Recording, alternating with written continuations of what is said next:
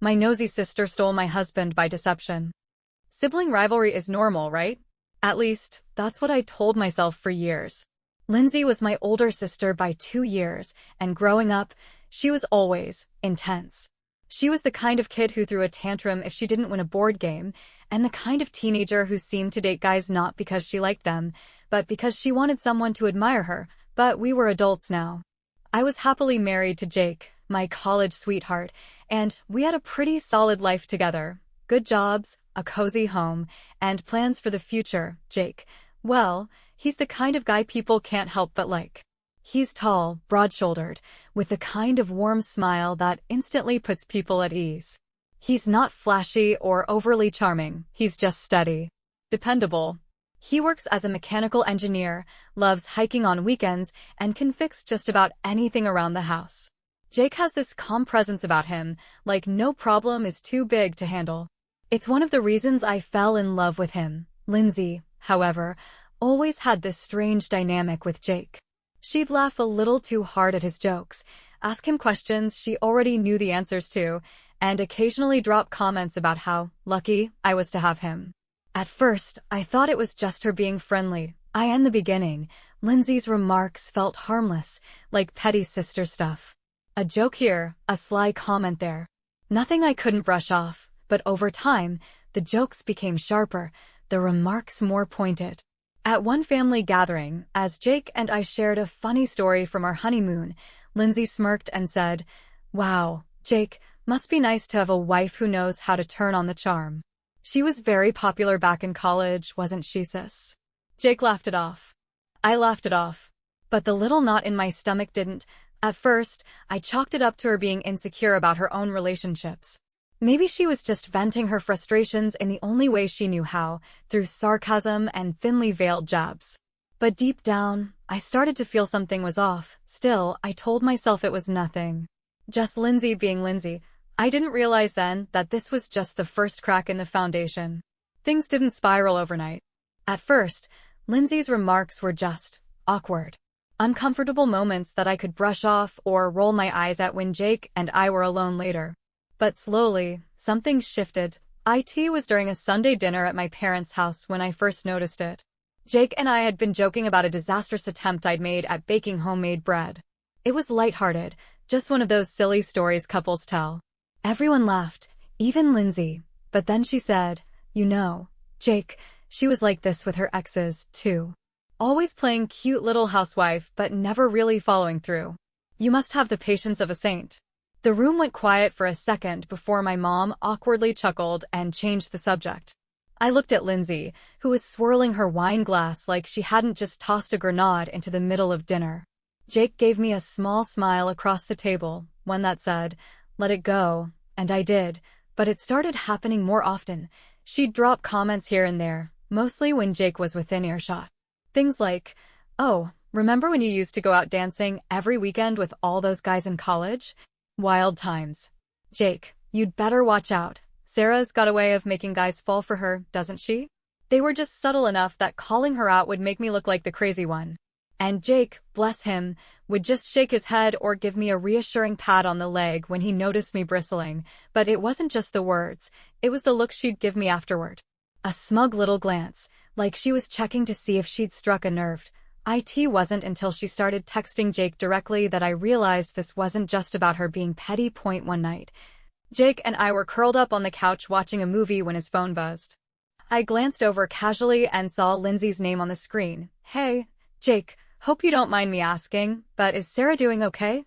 She's been acting a little distant lately. You know how she gets when she's keeping secrets." Jake showed me the text immediately. He wasn't hiding anything. But I felt sick reading it. Secrets? What secrets? When I asked Lindsay about it the next day, she brushed it off with her usual, "Oh, don't be so dramatic. I was just checking in on him. You know how you can be sometimes." But I couldn't shake the feeling that something was building, something that was about to crack wide open. After the text incident, things felt different. At least for me. Jake was still his steady, unbothered self, brushing off Lindsay's comments and treating her texts like the odd, awkward attempts at connection they seemed to be. But I couldn't stop replaying her words in my head. "You know how she gets when she's keeping secrets."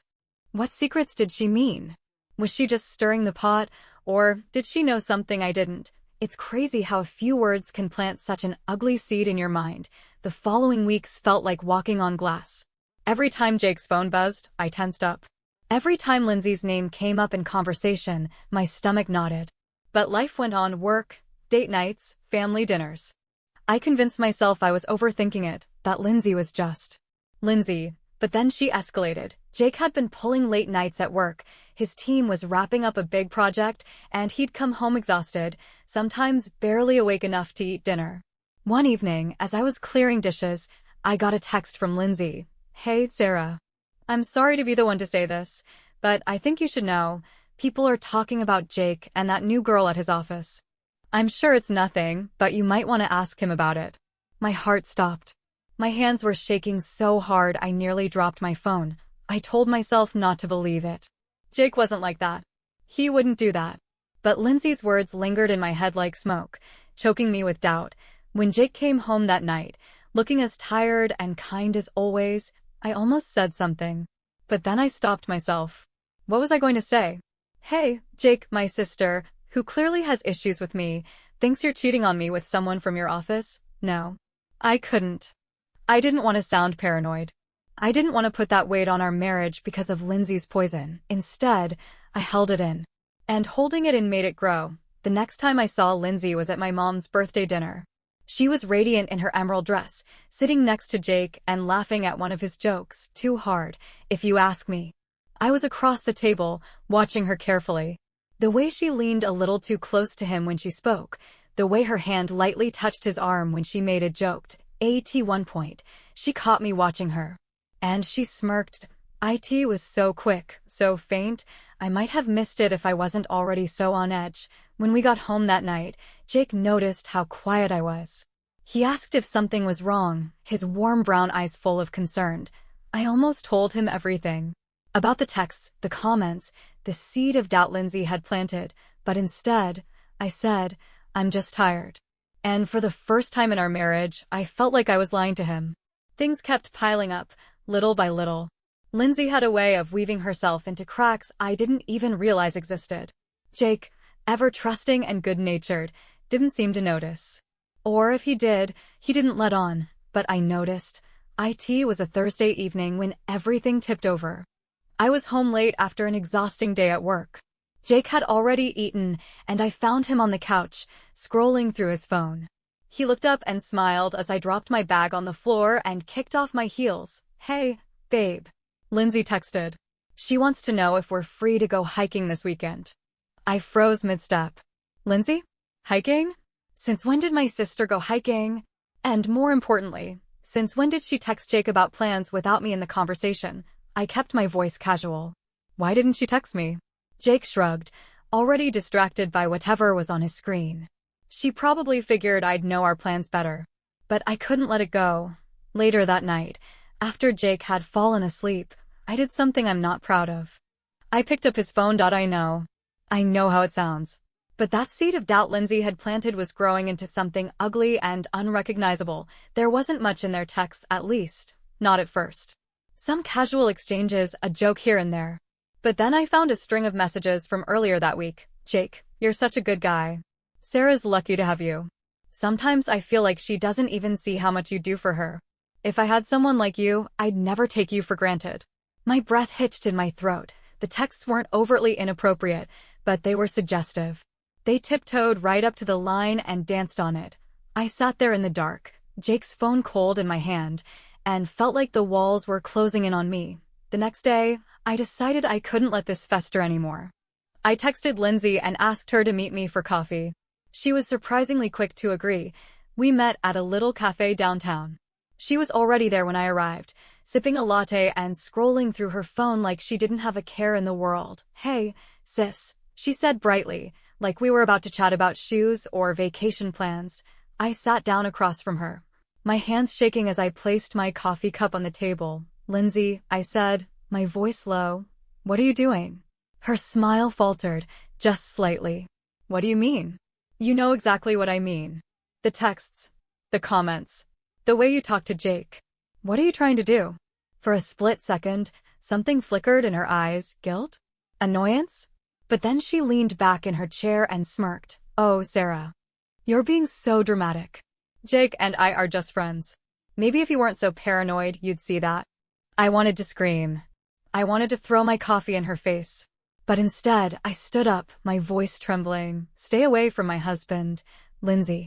I walked out of that cafe, my heart pounding in my chest, but as I replayed her smirk in my mind, I couldn't shake the feeling that Lindsay wasn't done yet, and I was right, because a week later, everything came crashing down.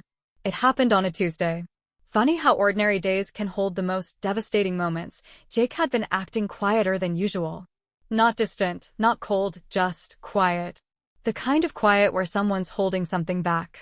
I'd tried to brush it off, convincing myself I was being paranoid again, but then he came home early from work, his face pale, his jaw tight. Sarah, we need to talk, he said, his voice low and serious. My stomach dropped.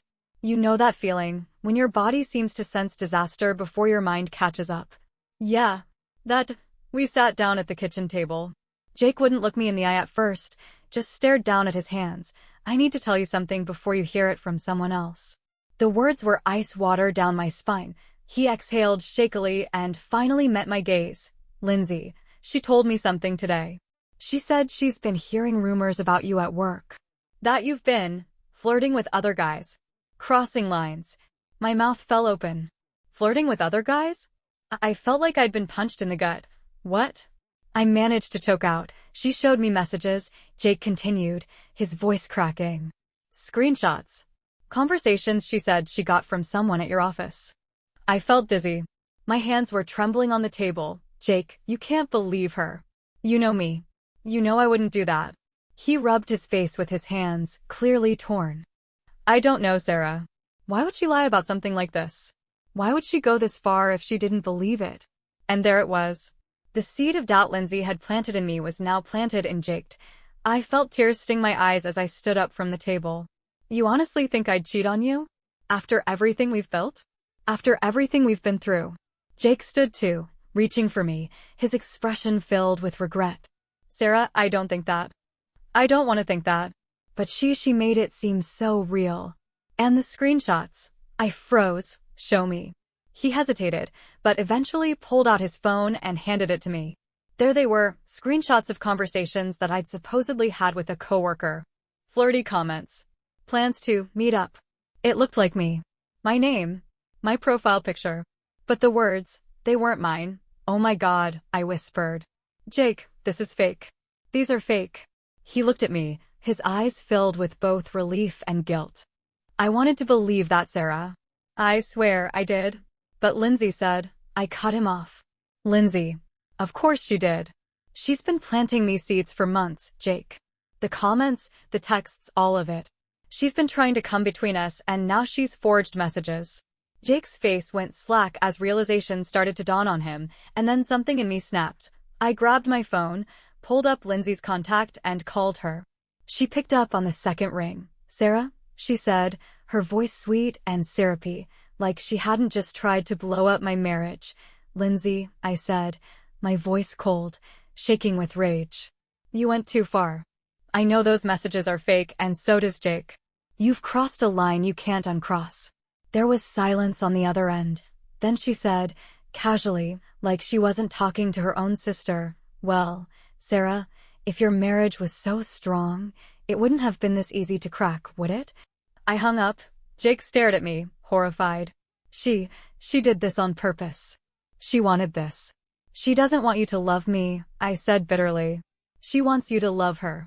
The words hung in the air like poison. Jake pulled me into his arms, holding me tightly, whispering apologies over and over again. But nothing could erase what Lindsay had done or the damage it had caused. I thought that was the worst of it, but Lindsay wasn't finished yet, because betrayal, it seems, isn't complete until it's absolute. After that night, Jake and I started rebuilding the trust Lindsay had tried so hard to shatter. He apologized over and over, and I could see how much it hurt him to have ever doubted me. I believed him when he said he was sorry, but the damage was done. Lindsay had successfully embedded herself into the deepest, most vulnerable part of our marriage, and I was still reeling from the aftershock. I thought that was the end of it. I thought she'd fade back into the background, satisfied with the chaos she'd caused, but Lindsay doesn't stop until she wins. It was about 2 weeks later when I noticed Jake acting strange again. Not distant, just distracted. His phone, which he normally left on the counter or coffee table, was now always in his pocket or face down on the nightstand. When I asked if everything was okay, he'd smile and say, "Yeah, just work stress. Nothing to worry about." I tried to believe him. I really did. But then I saw at point one evening, Jake left his phone on the kitchen counter while he went to grab something from the garage. A message popped up. A preview. And it was from Lindsay. "I miss you. Can we talk tonight? Please don't tell Sarah." My heart felt like it stopped beating. When Jake came back inside, I was holding his phone, staring at the screen. "What is this, Jake?" My voice was low, trembling. He froze in the doorway, his face going pale. "Sarah, it's not what it looks like. Not what it looks like. She said she misses you. She told you not to tell me." My voice cracked on the last word. Jake came toward me, his hands raised in surrender. "I didn't want to tell you because I thought it would make things worse. She's been texting me nonstop, Sarah. She's been trying to what, Jake? To start something with you? Did she succeed?" "No," he said immediately, shaking his head. "I swear to you, Sarah." I didn't respond to her messages. I didn't entertain it. But I didn't block her either because, I don't know. I thought if I kept her talking, maybe I could figure out what she was trying to do. Maybe I could make her stop. Tears filled my eyes, and I turned away from him. "Why didn't you tell me, Jake? Why did you keep this from me?" "Because I was afraid of how it would hurt you," he said softly, and there it was. Lindsay had made her move. Not with sly remarks or fake screenshots. This time, she'd gone straight for the jugular. I sat down on the kitchen stool, my head in my hands. "I can't keep doing this, Jake. I can't keep waiting for her next move. I feel like I'm losing my mind." Jake knelt in front of me, taking my hands in his. "Sarah, listen to me.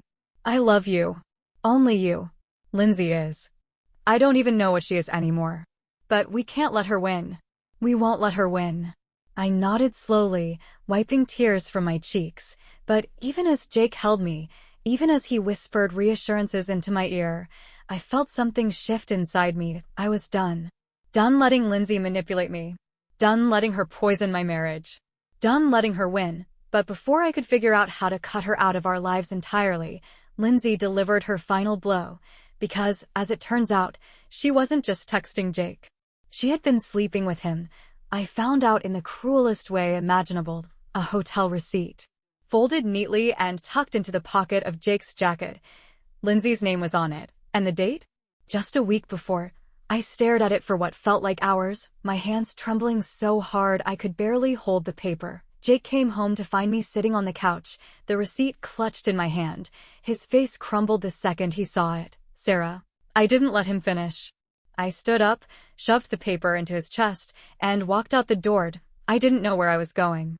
I just knew I had to get away, from him, from her, from everything, because there was no coming back from this. I don't remember much about the hours after I walked out that door. I drove aimlessly, my vision blurry with tears, my chest tight with grief and rage. At some point, I ended up in a parking lot, some generic grocery store, the kind with flickering neon lights and scattered shopping carts. I just sat there, staring blankly at the steering wheel, my mind replaying everything over and over again. Jake. Lindsay. The hotel receipt. I had always wondered what true betrayal felt like. Now I knew. It wasn't loud, or dramatic, or fiery. It was quiet. Hollow. Like something had been scooped out of me, leaving just an empty shell behind. Eventually, I went to my friend Claire's house. She let me in without asking questions, took one look at my face, and wrapped me in a hug. I stayed there for 3 days, barely eating, barely sleeping. Just existing. Jake called me. Over and over. I didn't answer. He sent texts, left voicemails. Each one was filled with apologies, explanations, desperate pleas for me to come home. But I couldn't. Then Lindsay called. I didn't answer her either, but she left a voicemail. "Sarah, I'm sorry. I didn't mean for any of this to happen. Jake was he was there, and I was lonely, and I deleted it before she could finish. I couldn't listen to her excuses. Not after everything she'd done. Eventually, I went home, not for Jake, but to grab my things. I walked into our house and found him sitting on the couch, his face buried in his hands. When he heard me, he stood up, looking like he hadn't slept in days. "Sarah, please." I shook my head. "No, Jake. We're done. You and me. Whatever this was, it's over."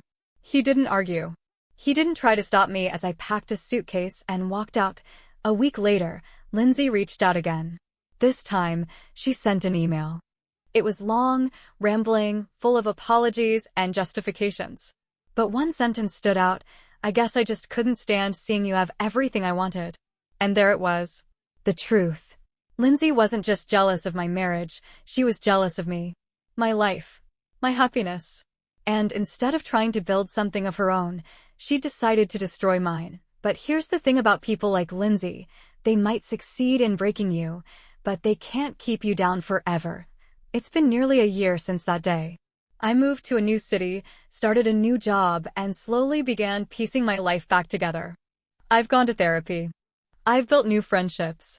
I've learned how to trust myself again. Jake tried reaching out a few more times, but I blocked his number. Last I heard, Lindsay and Jake tried to make a go of it, some twisted version of a relationship born from betrayal. It didn't last. Big surprise there. Sometimes, late at night, I still think about it. About the moment I found that receipt. About the moment I realized Lindsay wasn't just trying to ruin my marriage, she was trying to be me. But those moments don't last long anymore, because I'm finally free. Free from Lindsay's poison. Free from Jake's weakness. And for the first time in a long time, I'm actually happy. Not because I've forgotten what happened, but because I've survived it. And that's something Lindsay can never take away from me.